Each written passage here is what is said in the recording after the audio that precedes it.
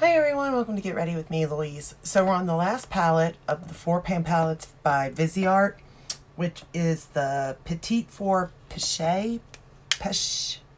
Not really for sure. Comes in this cute little box. The names of the colors are on the side, on the back side of it. This is what this particular palette looks like. I really want you to get a good idea of this palette though, because this is an interesting palette to say the least. Okay, so let's go ahead and get started. Today I'm going to use my Morphe M456 and we're going to go into this first shade called Toinette. I promise you all I have played with this palette a couple of days now because I just don't know. So this is the lightest shade in the palette. Do you see it?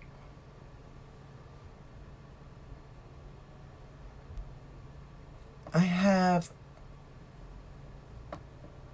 light skin. I would consider myself maybe light to medium. Pushing it though, I'm really more light, just in that category. And I'm building this color up. And to be honest, it's almost like my skin color.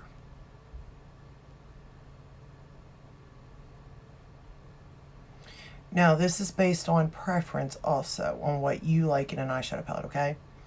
Because I like a deep dark matte for sure. Like, this color's fine, in a sense, kind of, if there was a darker matte in here, but there's really not, as you'll see in a second. This is definitely a good blending shade, but when you only have 4 shades in a palette, I have a problem in a little bit. Okay, so the next shade we're going to go into is Confiture, and it's a matte. So this is the darkest matte in here. And it does have pigment, don't get me wrong. There's pigment to this one for sure. You can see it. I'm hoping. I think you can see it. I can see it on my end, let's say that.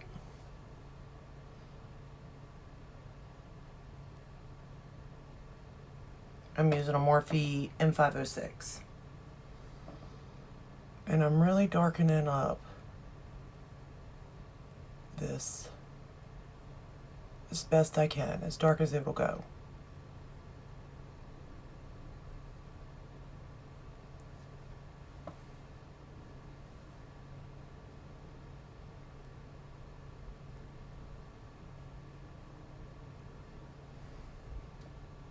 And this is a cute little palette. Don't get me wrong, like, don't misunderstand. It is a cute little palette. Again, it just depends on what you want in a palette. And with me, I would need just a little bit of a darker shadow in here, and it'd be perfect. So if they took the lightest shade out and put a little darker, I'd be fine with this. But as it stands, you know, I'm not so sure that I'll gravitate towards this palette a lot. And I just want you to be aware of that. Now, if you got other palettes, you know, because this is so teeny tiny, you could easily take another palette with you somewhere, or even just reach over and grab it and add to this, you know. I'm going to take that same shade and run it along the lower lash line. But I mean, even this shade does not show up as well as you think. Yes, I can definitely see the shade compared to the other one, but it's still nothing, you know. It worries me when it comes to these shades, because who else is it going to work for, in a sense, you know?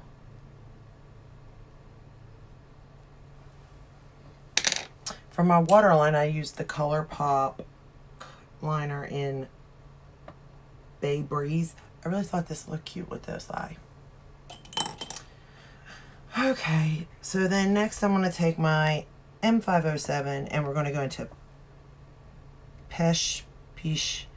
Now I will say this is definitely a very pretty color.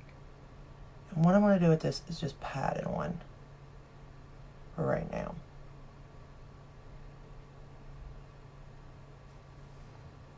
Because I don't want fallout. And you will get fallout. This is a satin.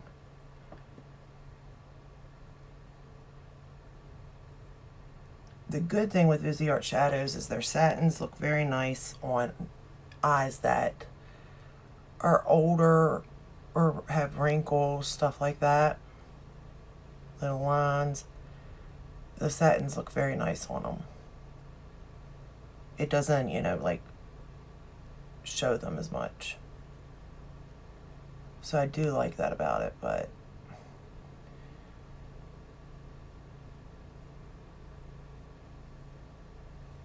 okay. Then I'm going to take that same shade and sort of run it right along the lower lash line, but very carefully so I don't get fallout. Right up against the lashes.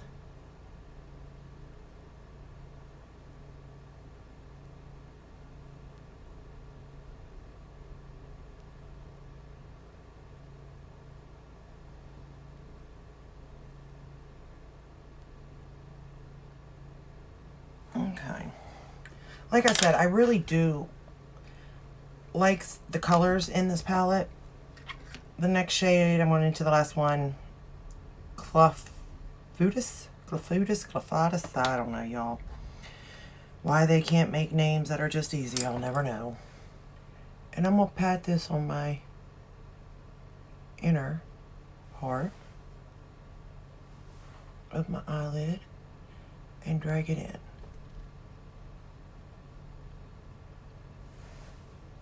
I'm not spraying it. That way you can see. Like I said, you can get fallout if you mess with these a lot. So do be careful with that. Unless you spray them. If you do spray these shades, you have no issues.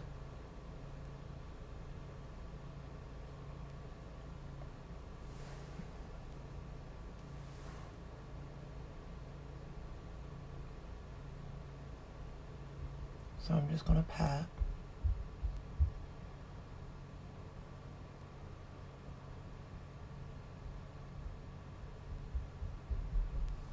Like that. And then I'm going to go back into that Peche say I cannot talk today, y'all. I'll get it though.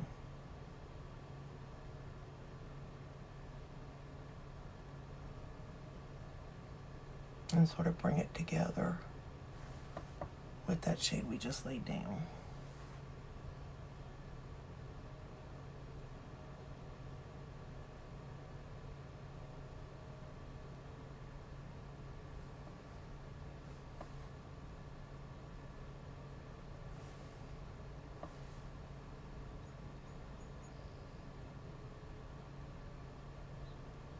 I do like the way that the look came out.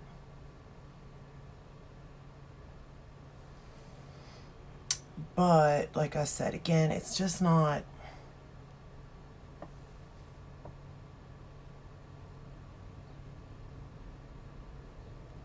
sort of like an all-in-one palette for myself.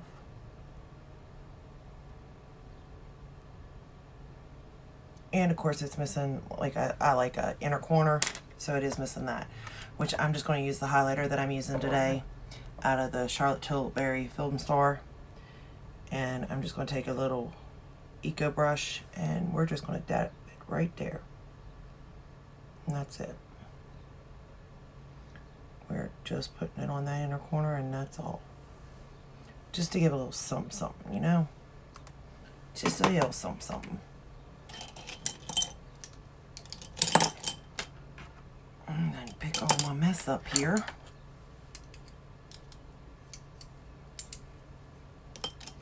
I think I got both eyes the same.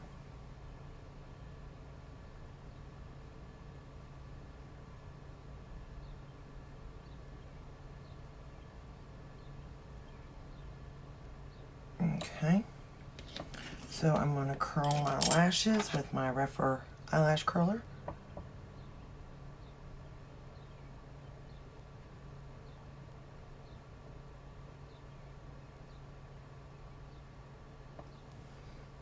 for mascara, I'm going to use my Lawless, the One and Done.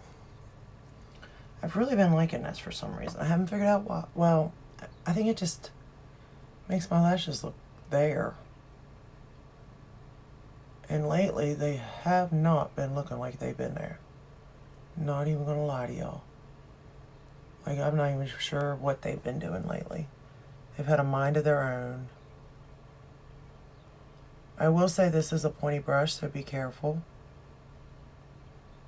But it's also an interesting brush too, to be honest.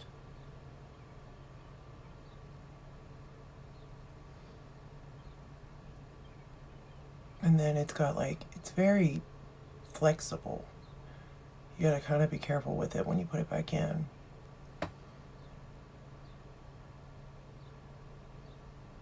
I don't know if I've showed it to you all, like what it does.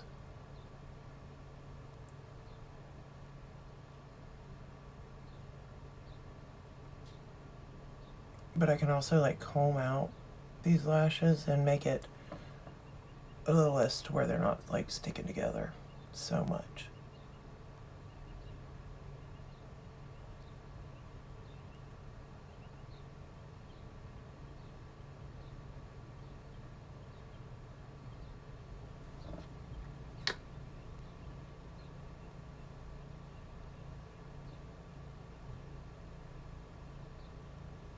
Alright, I think I got them separated pretty good. But if you look, like that part bends, so do be careful. It's not hard or anything to put back in, but just letting you know about it. And then for bottom lash line, I'm going to use my MAC Giga Black for my lower lashes. And I'm really not going to put that much on them, because I don't really have that much going on the lower lash line anyway.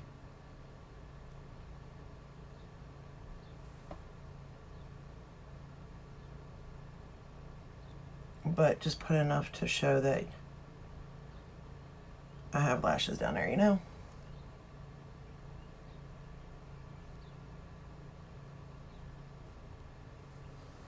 Alrighty.